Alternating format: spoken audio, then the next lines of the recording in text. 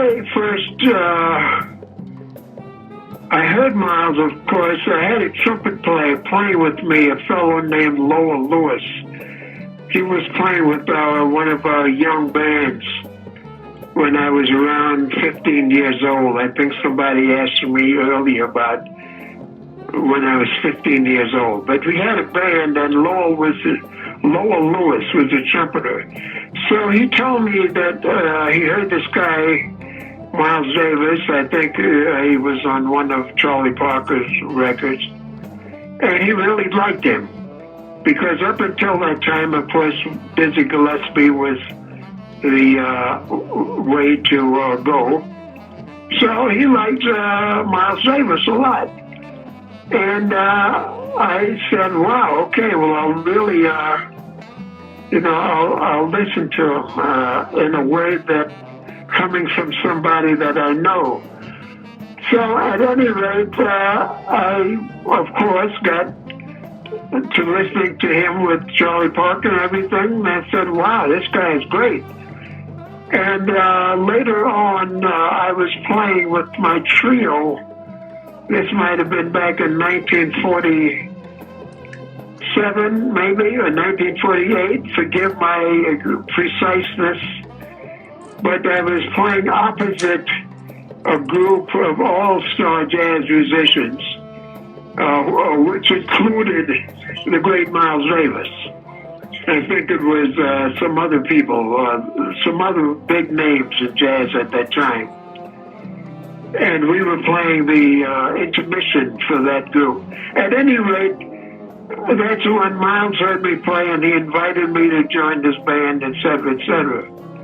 And so, we became very good friends.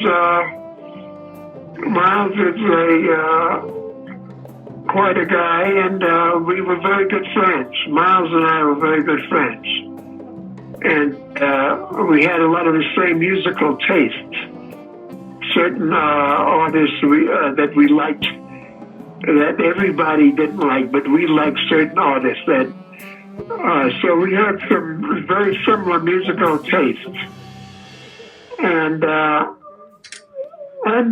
like that. So I consider Miles a very close, one of my closest friends in those days of being with the great people. Coltrane was maybe and Monk were maybe my closest musical friends with those giants. But Miles was also there in a different way. Miles was more of a guy that had,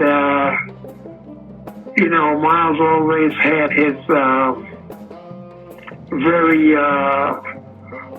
I think Miles' family was very black middle class. So Miles was always into very sharp dressing, very fine cars and all that, which were a little bit different than what I was experiencing, but it had nothing to do with when we talked music and we hung out sometimes. Miles used to come by my house and all this stuff. I've been to his house. And, I'm not quite, Miles, I know him quite well, really. I don't want to go into any more of that, but I could talk forever about Miles, different experiences, and great musical experiences I've had playing with Miles. Well, let me ask a follow-up question about Miles. Miles is a man who changed his music a number of times during his remarkable career. You have also changed your music. Do you think, as a jazz musician, change is essential? Well, it's very difficult to change unless you can relate to it. I mean, I'd rather see a guy play his style and just play that style for his whole career than to change for some kind of outside reason, outside of himself. So, yes, you can change if you feel it and you think that's what you want to do and you have the chops to do it.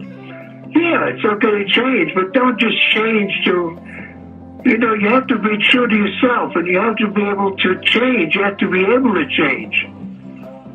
Like with Miles, I always said whatever Miles did, I don't care what style people said he changed and he did this and that, I could never criticize Miles because I knew that Miles was a great musician. So I accepted whatever he did. The same thing with Coltrane.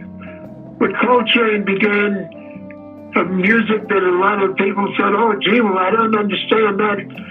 What do you think? I said, anything Coltrane does is acceptable to me because I know he's a great musician. Anything he does is true. Anything he does. Anything. Because he's doing it. And that's the same thing I would say about Miles. Anything he does. I mean, if he changes his style and all this stuff, whatever, if he's doing it, he's hearing something within the music. And also, he has the musical ability to go after it and get it. So, it's okay by me.